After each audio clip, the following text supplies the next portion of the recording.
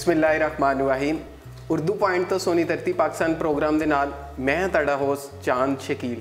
नाजरीन, दुनिया दे विच कुछ ऐसे लोग भी होंदे ने भावें वो दुनिया के किसी कोने उत्ते भी चले जान, उन्हां दे मन अंदरों अपने वतन, अपने कल्चर, अपनी जुबान ते अपनी तहजीब नाल जो मुहब्बत हुंदी है वो मन विचों नहीं निकलती। अजिहे ही खूबसूरत शायर, खूबसूरत इंसान जो कि अजकल अमेरिका विच वसते ने, पर उन्हां दा दिल पंजाब, पाकिस्तान ते खासकर लाहौर लई धड़कदा है। असीं उन्हां कोलों पुछांगे कि आखिर की वजह है कि तुसीं अमेरिका विच रह के पाकिस्तान नाल मुहब्बत करदे हो, उहदे कल्चर नाल, उहदी तहजीब नाल। आओ उन्हां नाल गलबात दा सिलसिला शुरू करने आ। जनाब इरफान मलक साहब, बहुत शुक्रिया मलक साहब, तुसीं साडे लई टाइम कढिया, इत्थे तशरीफ लिआए। अच्छा, मैं तुहाडे कोल पुछना चाहांगा कि तुसीं अजकल अमेरिका विच हो, लेकिन तुसीं जिहड़ा है स्वीडन विच भी जिंदगी का कुछ हिस्सा लंघाया, उहदे बावजूद एक पंजाब नाल, पाकिस्तान नाल, पंजाबी जुबान नाल जिहड़ी मुहब्बत का जिहड़ा पहलू वो बहुत नुमाया है। इहदी की वजह है? जिस धरती ते तुसीं पैदा होंदे हो ना, वो तुहाडे कोलों कदी नहीं छुटदी। और उत्थों जाहिर है कि उत्थों की जुबान असीं सिखने और बोलने और अपने जिहड़े प्यारे ने जिन्हें अपना ते फिर साडे दिल च वसदी है, तो फिर असीं उहनूं छड्ड नहीं सकते। कम अज़ कम मैं तो नहीं कर सकता। अच्छा, तुहाड़ियां हुण तक जिहड़ियां ने वो 5 किताबां जिहड़ियां ने वो छप चुकियां ने। तुसीं शायरी दा जिहड़ा बकायदा आगाज़ कदों कीता?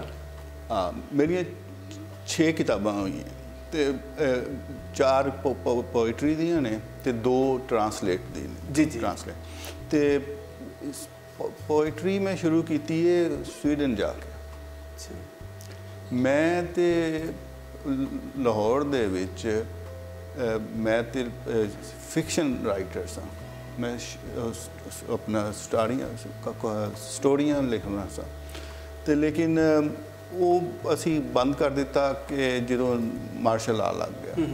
असी क्या कि नौजवान सा, असी क्या कि भाई असी मार्शल लॉ के खिलाफ गल करनी है। फिर वो पॉलिटिक्स चले गए, वो फिर कुछ बहुत ज़्यादा ही अंदर चले गए। वो तो फिर वो जेल तो मैं नहीं गया, लेकिन सजावां हुई ही सन ते नसदा फिरदा सन। ते वो फिर 84 च मैं स्वीडन चला गया, क्योंकि हुण उत्थे रहना बहुत मुश्किल हो गया सी। तो मैं स्वीडन इस करके गया कि मैं उसले 24 साल का सा, तो मेरी बीवी जी वो स्वीडिश सी। तो वो फिर रो सी कि साडे बच्चा होने वाला सी। तो मैं कहा कि मैं किसी एक बारी मैं अपनी औलाद नूं देख लांगा। तो जिसले वापस चला गया, उत्थे चला गया, तो फिर मैं वापस नहीं आ सकिया। फिर उतों उस दौरान फिर यह होया सी कि मेरे कोलों कहानियाँ लिखना बंद हो गई। मैनूं समझ नहीं सी आती कि मेरा लोकेल जरा सी लाहौर सी, अंदरून शहर सी, माल रोड सी, है ना।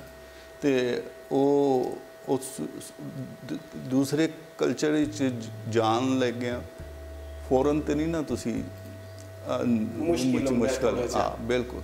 तो उस दौरान मैं पता नहीं, मैनू यह भी नहीं याद कि केड़ी नज़म के मैं पहली लिखी है। तो वो बैठा बैठा एक दिन मैं तो राइटर हाँ, तो मैनू समझ नहीं सी आ रही, तो मैं एक नज़म लिखी। वो मैं देखा यार कोई ठीक ही है। तो मैं फिर हौली हौली मैं एक 2 नज़मां करना शुरू कर दी। फिर वो किताब बन गई पहली, विच जगराते सुती तांग। तो वो जी नज़र पोइट्री सी, वो लाहौर दे लोकां नूं काफ़ी अच्छी लगी, खास तौर पर जो लैफ्ट दे लोग सन। हाँ, तो उस तो बाद मैं देखा कि मैं फिर सीरियसली ਪਹਿਲੇ ਤੇ ਜੋਸ਼ ਸੀ ਨਾ ਆਪਣਾ ਉਹ ਕੱਢਣ ਵਾਲਾ ਜਿਹੜਾ ਨੌਜਵਾਨ ਅਵਾਰਡ ਕਿਸੇ ਤਰੀਕੇ ਦੇ ਨਾਲ ਤੇ ਫਿਰ ਮੈਂ ਇਕੱਠ ਦੇ ਉੱਤੇ ਮੈंने ਬਹੁਤ ਰਿਸਰਚ ਕੀਤਾ ਔਰ ਬਹੁਤ ਧਿਆਨ ਨਾਲ ਉਹ ਜਿਹੜੀ ਮੈਂ ਕਿਤਾਬ ਬਣਾਈ। ਸ਼ਾਇਦ ਇਹੋ ਹੀ ਵਜ੍ਹਾ ਹੈ ਕਿ ਉਹ ਦੂਸਰੀ ਜਿਹੜੀ ਕਿਤਾਬ ਸੀ ਉਹ 15 ਸਾਲ ਬਾਅਦ ਆਈ ਤੁਹਾਡੀ ਕਿ ਤੁਸੀਂ ਉਹਨੂੰ ਬੜਾ ਗੌਰ ਫਿਕਰ ਕਰਕੇ ਸ਼ਾਇਦ ਦਾ ਹੁੰਦਾ ਹੈ ਨਾ ਖਾਸ ਇੱਕ ਕਿ ਉਹ ਬੜਾ ਧਿਆਨ ਕਰਦਾ ਹੈ ਕਿ ਨਵੀਂ ਚੀਜ਼ ਆਉਣ ਵਾਲੀ ਹੈ, ਲੇਕਿਨ ਤੁਸੀਂ ਤੇ ਬਹੁਤ ਜ਼ਿਆਦਾ ਟਾਈਮ ਲਾ ਕੇ ਇੰਨਾ ਉਹਦੇ ਉੱਤੇ ਖਿਆਲ ਉਹਦਾ ਚੀਜ਼ਾਂ ਦਾ ਕੀਤਾ। ਉਹ ਐਸੀ ਹੋਇਆ ਸੀ ਕਿ ਮੈਨੂੰ ਵਿਜ਼ੂਅਲ ਆਰਟਿਸਟ ਜਿਹੜੇ ਨੇ ਨਾ ਮੈਨੂੰ ਬਹੁਤ ਪਸੰਦ ਕਰਦੇ ਨੇ, ਮਤਲਬ ਫੋਟੋਗ੍ਰਾਫਰ ਤੇ ਆਪਣਾ ਮੁਸੱਵਰ ਤੇ ਇਹੋ ਜਿਹੇ ਲੋਕ। ਤੇ ਇੱਕ ਮੈਂ ਤਸਵੀਰ ਦੇਖੀ ਸੀ ਆਪਣਾ ਇੱਕ ਰਸਾਲੇ ਦੇ ਵਿੱਚ ਕਿ ਇੱਕ ਅਮਰੀਕਨ ਫੋਟੋਗ੍ਰਾਫਰ ਸੀ ਤੇ ਉਹ ਤੋਂ ਤਸਵੀਰਾਂ ਲਾਉਂਦੀ ਸੀ ਲੋਕਾਂ ਦੀ ਕਪਲਸ ਦੇ ਜਿਹੜੇ ਆਪਣੇ ਆਪਸ ਨਾਲ ਨਾਰਾਜ਼ ਨੇ ਜਾਂ ਜਿਹੜੇ ਉਹਨਾਂ ਦੀ ਗੁੱਸੇ ਨੇ ਜਾਂ ਉਹਨਾਂ ਸੈਡ ਮੂਮੈਂਟ ਸੈਡ ਹਾਂ ਤੇ ਉਹ ਫੋਟੋਗ੍ਰਾਫੀ ਸੀ।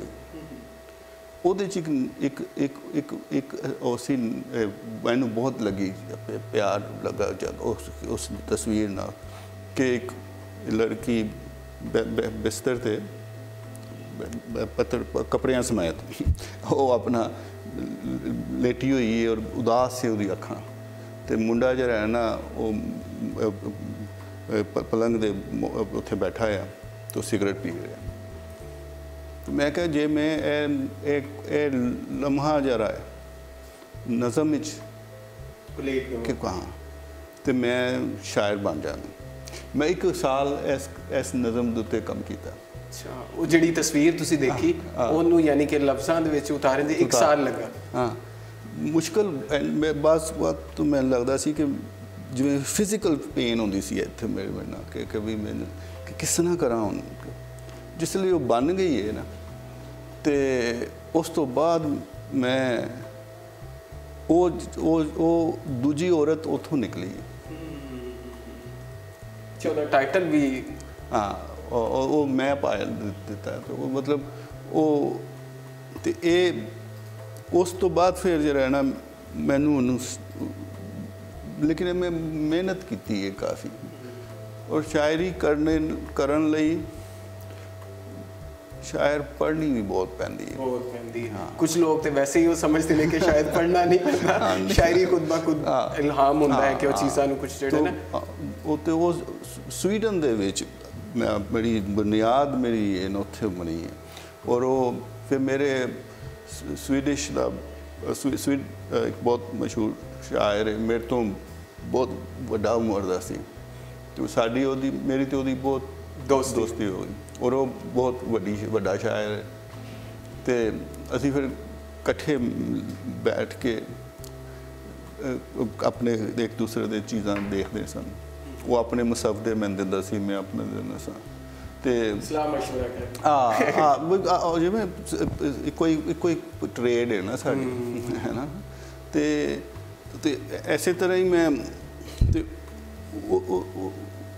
ਉਹ ਫਿਰ ਹੁੰਦਾ ਸੀ ਕਿ ਉਹ ਬੜਾ ਡਿਸਿਪਲਿਨ ਬੰਦਾ ਸੀ ਤੇ ਮੈਂ ਇੰਨਾ ਡਿਸਿਪਲਿਨ ਤੇ ਨਹੀਂ ਸੀ ਲੇਕਿਨ ਮੈਨੂੰ ਉਹ ਜਿਸ ਤਰ੍ਹਾਂ ਉਹ ਮਿਹਨਤ ਕਰਦਾ ਸੀ ਨਾ ਮੈਨੂੰ ਵੀ ਸਮਝ ਲੱਗ ਗਈ ਸੀ ਕਿ ਬਈ ਇਹ ਐਵੇਂ ਨਹੀਂ ਹੁੰਦਾ ਮੈਨੂੰ ਉਹ ਆਵਰਦ ਤੇ ਕਿ ਉਹ ਜੋ ਵੀ ਆਮਦ ਤੇ ਜਿਹੜੀ ਹੈ ਨਾ ਇਹ ਚੀਜ਼ਾਂ ਬਾਅਦ ਦੀਆਂ ਲੱਗਣ ਲੱਗ ਇਹ ਕੋਈ ਚੀਜ਼ ਨਹੀਂ, ਮਿਹਨਤ ਕਰਨੀ ਪੈਂਦੀ ਹੈ ਤੇ ਬਾਰ-ਬਾਰ ਮੈਂ ਤੇ ਲਿਖਿਆ ਤੇ ਮੈਂ ਬਹੁਤ ਜ਼ਿਆਦਾ ਲੇਕਿਨ ਛਾਪਿਆ ਉਹੀ ਹੈ ਕਿ ਜਿਹੜਾ ਮੇਰੇ ਨਜ਼ਦੀਕ ਬਿਹਤਰ ਹੈ ਕਿ ਮੈਂ ਮੇਰਾ ਗੋਲ ਇਹ ਹੁੰਦਾ ਹੈ ਕਿ ਕਿਤਾਬ ਦੇ ਵਿੱਚ ਕੋਈ ਵੀ ਕਮਜ਼ੋਰੀ ਨਾ ਹੋਵੇ। ਅੱਛਾ, ਤੁਸੀਂ ਜਿਹੜਾ ਹੈ ਉਹ ਜ਼ਿਆਦਾ ਦੌਰ ਦੇ ਜਬਰ ਦਾ ਵੀ ਸਾਹਮਣਾ ਕੀਤਾ। ਹਾਂ, ਉਸ ਦੌਰ ਦਾ ਤੁਹਾਡੀ ਸ਼ਖਸੀਅਤ ਤੇ ਸ਼ਾਇਰੀ ਉੱਤੇ ਕੀ ਅਸਰ ਪਿਆ? ਬਈ ਇੱਕ ਤੇ ਇਹ ਵੇ ਨਾ ਕਿ ਉਹ ਮੈਂ ਲੈਫਟ ਦੀ ਉਹਦੇ ਮੂਵਮੈਂਟ ਜਿਹੜੀ ਚੱਲ ਰਹੀ ਸੀ ਤੇ ਉਹਦੇ 'ਚ ਤੇ ਅਸਰ ਇਹ ਹੋਇਆ ਕਿ ਆਪਣਾ कि मैं शायरी ते कीती नहीं, कहानियाँ भी छड़ दी, पॉलिटिक्स ही की, लेकिन उदों क्योंकि मैंने समझ नहीं सी लगी कि हो कि नहीं कि मैं ते अगर मैं शायरी कर दिंदा, कहानियाँ ही लिखदा ना, तो वो मेरे बहुत वड्डी कंट्रीब्यूशन होनी सी। हर मैनू फिर उस जो मैं आखिरी जेरे 2-3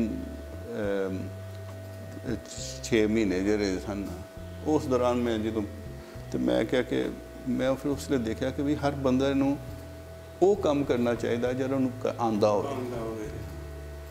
तो अगर तुसी अपनी होंदा सन कि लैफ्ट वाले कर देते सन कि सन सारे कामे बना देंगे सी। हुण मैं कहानियाँ लिखता सन, मैं पैम्फलेट लिखना शुरू कर दिता, ऑर्गेनाइज करना शुरू, स्टूडेंट्स यूथ हाँ। मैं बाद मैं लगा कि मैं अगर उस जमाने जिस तरह मैं इस बड़े रवानी नाल कहानियाँ लिख रहे हैं, तो और मेरे को एक दिन बह के कहानी रख मैं तो पता नहीं होर किस तरह का काम कर देंदा कि जरा लिखन दे यानी कि ज़्यादा। अच्छा, तुसी कहानियाँ जड़ियाँ ने वो कुछ लिखियाँ भी नहीं, लेकिन वो सिलसिला छड्डिया क्यों? या ओदी वजह है कि जो मैं स्वीडन विच मैं 4-5 कहानियाँ लिखियाँ ते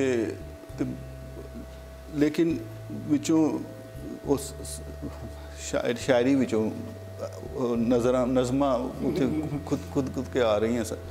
तो मैं से आख्या कि जिवें नहीं होंदा कि विआह ते मेरा कहानी नाल होया है ते क्या खूबसूरत शायरी जिहड़ी मेरी मशूक गई ते फिर होंदा इहो ही है ना कि जे तुसीं इहो जिहे काम करो तो फिर वो तो फिर कहानी ने मैनूं तलाक दे दी।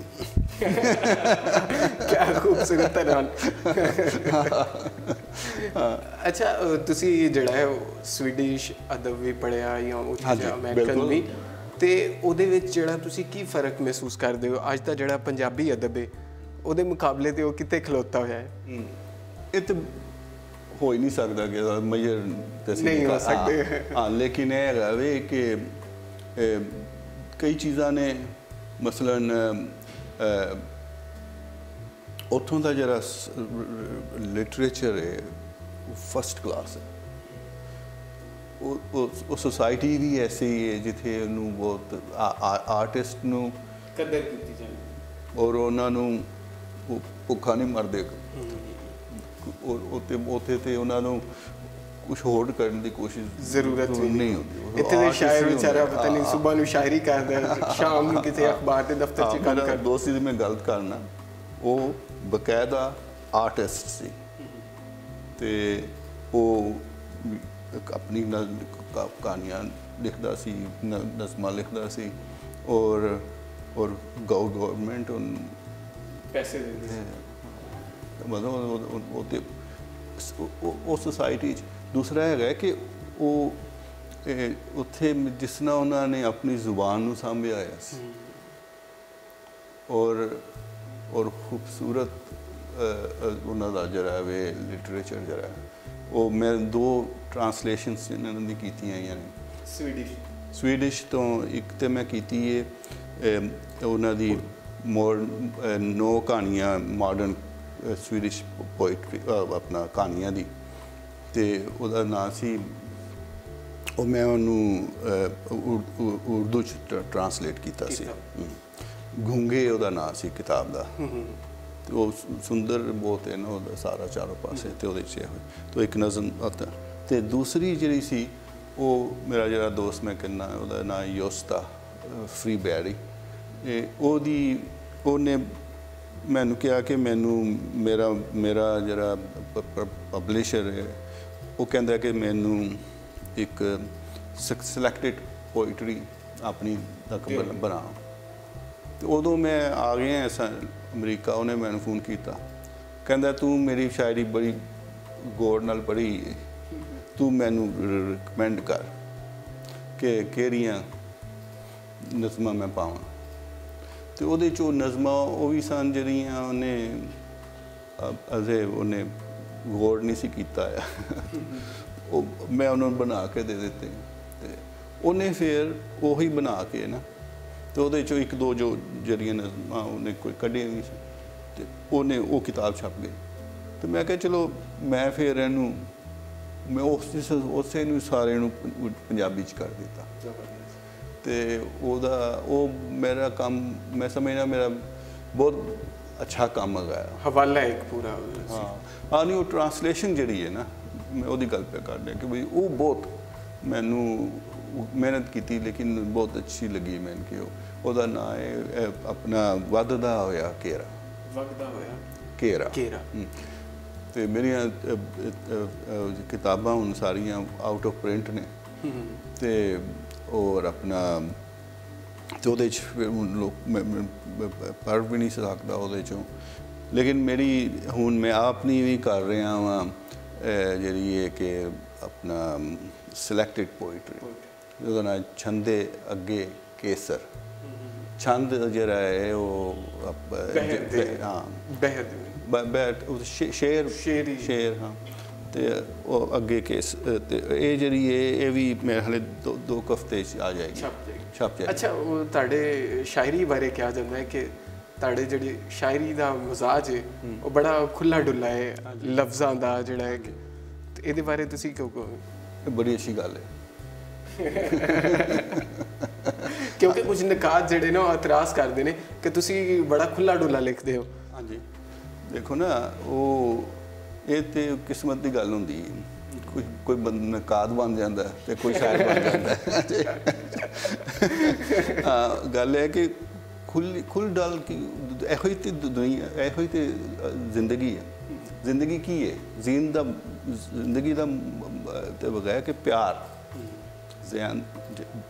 ਦੇਖੋ ਪਿਆਰ ਦੇ ਨਾਲ ਹੀ ਨਸਲ ਅੱਗੇ ਚੱਲਦੀ ਹੈ ਨਾ ਔਰ ਅਸੀਂ ਆਪਣੇ ਆਪ ਨਾਲ ਖਾਸ ਤੌਰ 'ਤੇ ਆਪਣੇ ਰੋਮਾਂਟਿਕ ਜਿਹੜੇ ਤੁਹਾਡੇ ਆਪਣਾ ਉਹ ਇਨਸਾਨ ਆ ਨਾ ਅਸੀਂ ਇਹ ਬੜੀ ਜ਼ਰੂਰਤ ਹੈ ਇਹਦੀ ਸਾਰੀ ਸ਼ਾਇਰੀ ਜਿਹੜੀ ਹੈ ਨਾ ਉਹ ਸਾਰੀ ਅਗਰ ਤੁਸੀਂ ਐਨਾਲਿਸਿਸ ਕਰੋ ਉਹ ਐਸੇ ਤੇ ਹੀ ਹੈ ਹੁਣ ਉਹਨਾਂ ਨੂੰ ਤੁਸੀਂ ਫੁੱਲ ਪਾ ਕੇ ਤੇ ਉਹ ਜੋ ਕਰ ਲਓ ਗੱਲ ਹੈ ਉਹ ਤਾਂ ਹੈ ਤੇ ਉਹ ਮੇਰਾ ਖਿਆਲ ਹੈ ਕਿ ਮੇਰੀ ਖੁੱਲੀ ਡੁੱਲੀ ਤੇ ਹੈ ਲੇਕਿਨ ਉਹਦੇ 'ਚ ਬਹੁਤ ਉਹਦੇ 'ਚ ਤਾਂ ਕੋਈ ਜਿਹੜਾ ਗਲਤ ਲਫ਼ਜ਼ ਨਹੀਂ ਆਉਂਦਾ ਉਹਦੇ 'ਚ ਕੋਈ ਉਹਦੇ 'ਚ ਔਰ ਦੇਖੋ ਗਾਲਾਂ ਵੀ ਤਾਂ ਸਾਡੀ ਜ਼ੁਬਾਨ ਦਾ ਹਿੱਸਾ ਹੈ ਨਾ ਔਰ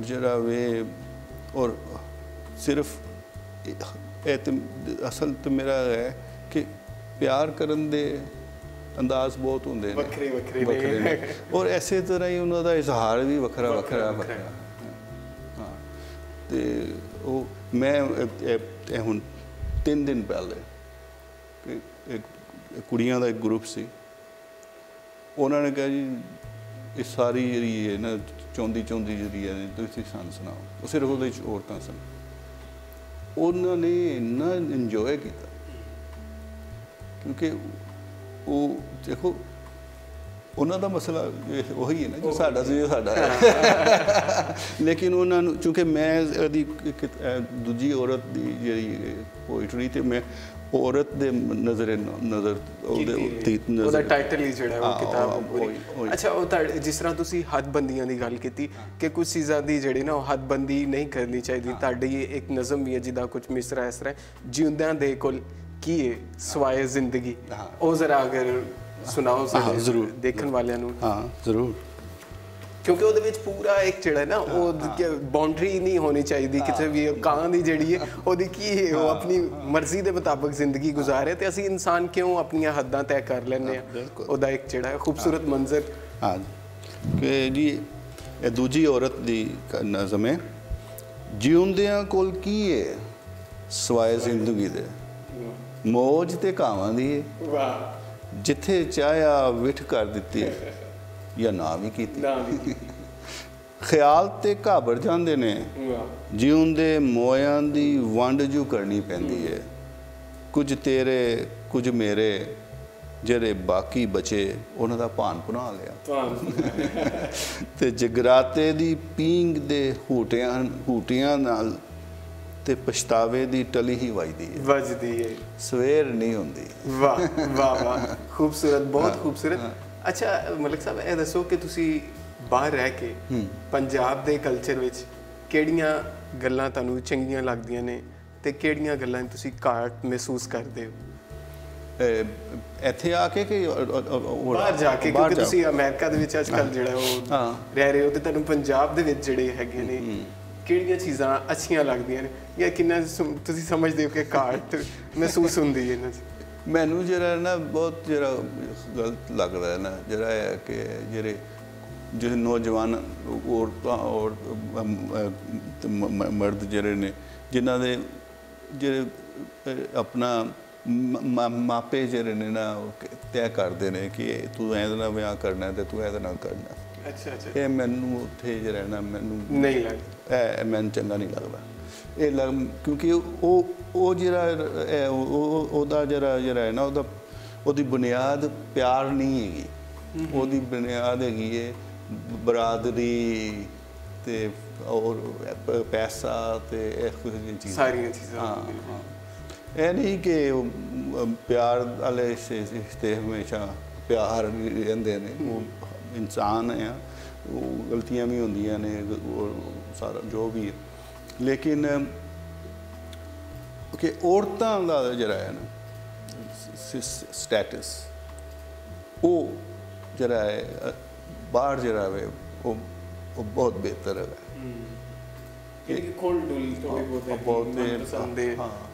हाँ, लोग अपनी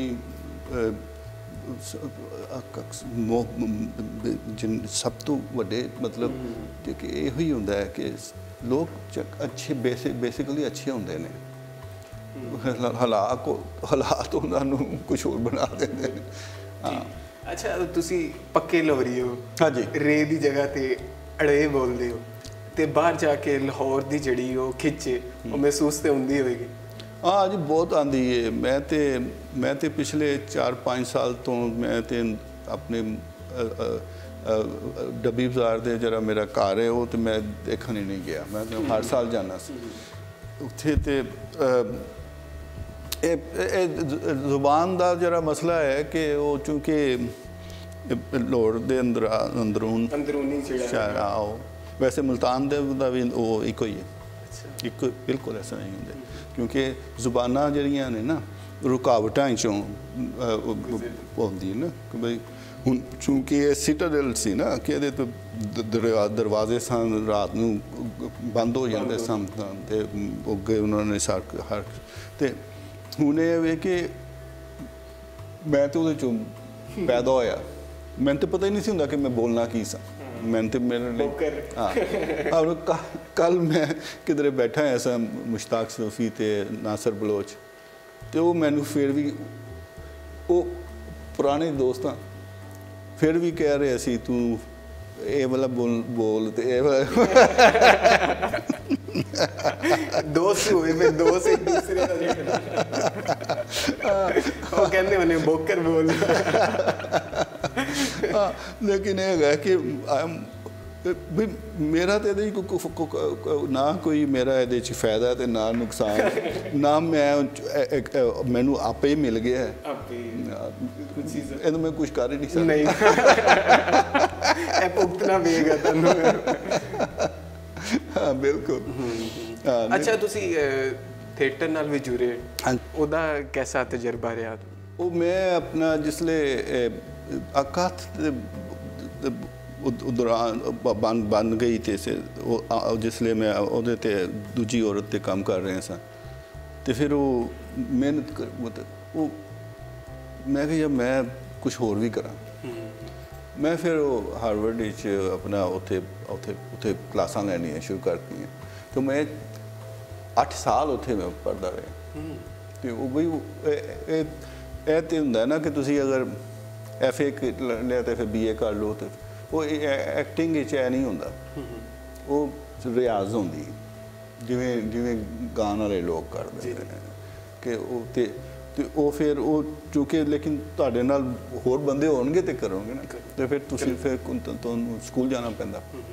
ਤੇ ਮੇਰੇ ਟੀਚਰ ਬਹੁਤ ਜ਼ਬਰਦਸਤ ਸਨ ਤੇ ਮੈਨੂੰ ਇਕੁਅਲੀ ਸੀ ਕਿ ਡਾਇਰੈਕਸ਼ਨ ਵੀ ਤੇ ਐਕਟਿੰਗ ਵੀ। ਤੇ ਫਿਰ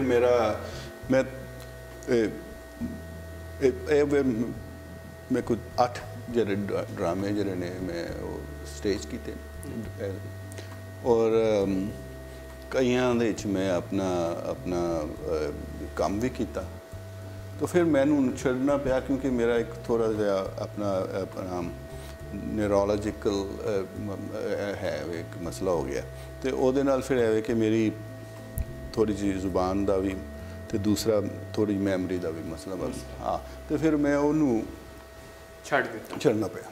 ਹਾਂ, ਕਿਉਂਕਿ ਉਦੋਂ ਤਾਂ ਸਟੇਜ ਤੇ ਬੈਠੇ ਤੁਸੀਂ ਔਰ ਤੁਸੀਂ ਇੱਕ ਆਪਣੀ ਲਾਈਨ ਭੁੱਲ ਜਾਓ ਤਾਂ ਮਸਲਾ ਹੋ ਜਾਂਦਾ, ਸਾਰਾ ਉਹ ਖਤਮ ਹੀ ਹੋ ਜਾਂਦਾ। ਅੱਛਾ, ਅਖੀਰ ਤੇ ਸਾਨੂੰ ਕੋਈ ਆਪਣੀ ਮਰਜ਼ੀ ਦੀ ਜਿਹੜੀ ਹੈ ਸਾਡੇ ਵੇਖਣ ਵਾਲਿਆਂ ਨੂੰ ਕੋਈ ਆਪਣੀ ਨਜ਼ਮ ਸੁਣਾ ਜ਼ਰੂਰ ਜੀ। ਬਹੁਤ ਇਹਦੇ ਤੋਂ ਬਾਅਦ ਹੀ ਅਸੀਂ ਜਿਹੜਾ ਆਪਣਾ ਪ੍ਰੋਗਰਾਮ ਜਿਹੜਾ ਉਹ ਅੱਛਾ ਤਾਂ ਕਿ ਠੀਕ ਹੈ। ਤੇ ਇਹ ਇੱਕ ਨਜ਼ਮ ਹੈ ਆਪਣਾ ਇਹ ਹੈ ਵੇ ਆਪਣਾ ਅਕਥ ਦੀ। ਇਹ ਪਹਿਲੀ ਨਜ਼ਮ ਹੈ। ਇਹ 5 ਹਿੱਸਿਆਂ 'ਚ ਹੀ ਹੈ ਤੇ ਮੈਂ ਆਖਰੀ ਹਿੱਸਾ ਜੀ ਆਪ ਨੂੰ ਪੇਸ਼ ਕਰਨਾ। ਤੇ ਇਹਦਾ ਨਾਂ ਹੈ ਭਾਸ਼ਾ, ਜ਼ੁਬਾਨ, ਬੋਲੀ, ਜ਼ੁਬਾਨ। ਹਾਂ, ਤੇ ਇਹਦੇ 'ਚ ਲਫ਼ਜ਼ ਪਹਿਲਾ ਆਉਂਦਾ ਹੈ ਅਰਥ ਦਾ ਮਤਲਬ ਹੈ ਮਤਲਬ।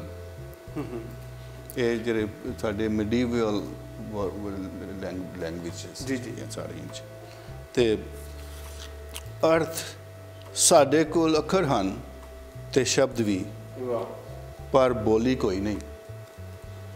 ਤੂੰ ਸਾਡੀ ਸੋਚ ਦਾ ਲਾਰਾ ਨਹੀਂ ਬਣ ਸਕਦਾ।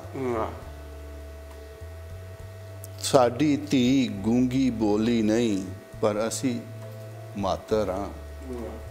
ਮਾਰੇ ਲੋਕਾਂ ਸਾਡੇ ਕੋਲ ਅੱਖਰ ਹਨ ਤੇ ਸ਼ਬਦ ਵੀ, ਪਰ ਬੋਲੀ ਦਾ ਦਾਜ ਨਹੀਂ ਦੇ ਸਕਦੇ। ਸਾਡੇ ਵੱਡਿਆਂ ਬਾਝ ਬੇਸ਼ਰਮੀ ਸਾਡੇ ਲਈ ਕੁਝ ਵੀ ਨਹੀਂ ਛੱਡਿਆ। ਫਿਰ ਪਰਦਾਦਿਆਂ ਦਿੱਤੇ ਸਾਹ, ਚੁਗਤਿਆਂ ਦਿੱਤੀ ਹਵੇਲੀ, ਗੋਰਿਆਂ ਦਿੱਤੀ ਭੋਏ, ਸਭ ਖਾ ਪੀ ਗਏ ਨੇ। ਸਾਡੀ ਖੈਰ ਹੈ, ਪਰ ਧੀਆਂ ਜਵਾਨ ਪਈਆਂ ਹੁੰਦੀਆਂ ਨੇ ਤੇ ਸਾਡੇ ਕੋਲ ਬਸ ਅੱਖਰ ਹਨ ਤੇ ਸ਼ਬਦ ਵੀ, ਪਰ ਬੋਲੀ ਕੋਈ ਨਹੀਂ। ਵਾਹ ਵਾਹ, ਬਹੁਤ ਖੂਬਸੂਰਤ, ਬਹੁਤ ਖੂਬਸੂਰਤ। ਮਲਕ ਸਾਹਿਬ, ਬਹੁਤ ਸ਼ੁਕਰੀਆ ਤੁਸੀਂ ਤਸ਼ਰੀਫ ਲਿਆਏ। ਲੋ ਦੋਸਤੋ, ਅਸੀਂ ਆਸ ਕਰਨੇ ਹਾਂ ਤੁਹਾਨੂੰ ਅੱਜ ਦਾ ਪ੍ਰੋਗਰਾਮ ਵੀ ਬਹੁਤ ਪਸੰਦ ਆਇਆ ਹੋਣਾ। ਇਹਦੇ ਨਾਲ ਹੀ ਆਪਣੇ ਹੋਸਟ ਚਾਂਦ ਸ਼ਕੀਲ ਨੂੰ ਇਜਾਜ਼ਤ ਦਿਓ। ਲੈ ਆਓ ਯਾਰ ਹਵਾਲੇ ਰੱਬ ਦੇ, ਮੇਲੇ 4 ਦਿਨਾਂ ਦੇ, ਉਸ ਦਿਨ ਈਦ ਮੁਬਾਰਕ ਹੋਸੀ ਜਿਸ ਦਿਨ ਫੇਰ ਮਿਲਾਂਗੇ।